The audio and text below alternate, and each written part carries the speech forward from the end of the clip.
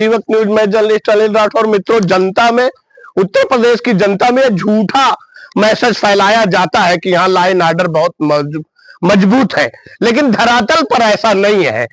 जब सरकारें बदलती है तो सरकारों की वजह से बहुत से जातियों के लोगों को ये बल मिलता है अपराध करने के लिए, और उनको बल मिलता है और बड़े पैमाने पर अपराध करते हैं। अभी हम बस्ती जिले के नगर थाना अंतर्गत स्थित गांव बट्टूपुर में मौजूद है। यहाँ प्रधान प्रतिनिधि के घर पे मौजूद है।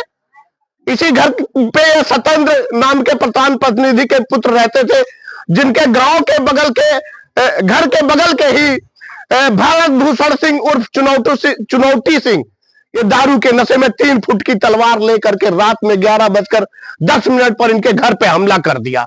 और ये घर के अंदर सो रहे थे।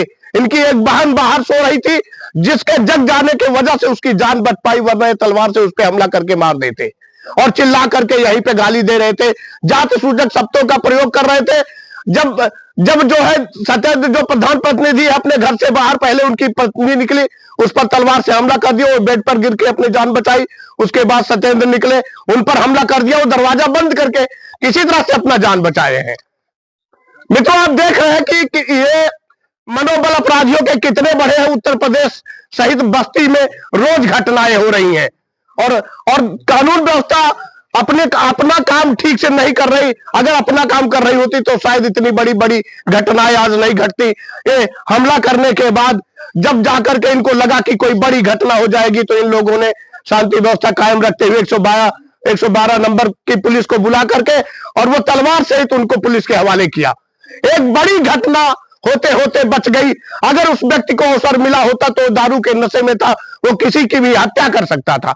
आप सोच सकते हैं कि सरकारों की वजह से इन लोगों को बल मिलता है। अगर यह किसी सामान्य का घर होता, किसी उच्च जाति के व्यक्ति का घर होता, तो उनकी हिम्मत नहीं होती कि उसके घर पे रात्रि में जब सब लोग सो रहे थे तो अंधेरे का फायदा उठा करके और जानलेवा हमला करते। चूंकि अनुसूचित जाति का घर था और कमजोर था और प्रधान है, इस नाते इन पर हमला किया। जब हमने प्रार्थी से यह जानने का कोशिश किया कि हमला का कारण क्या है, तो प्रार्थी ने बताया कि एक दिन पहले उन्होंने हमको गाली दिया था और कहा था हमारा राशन कार्ड बना दीजिए।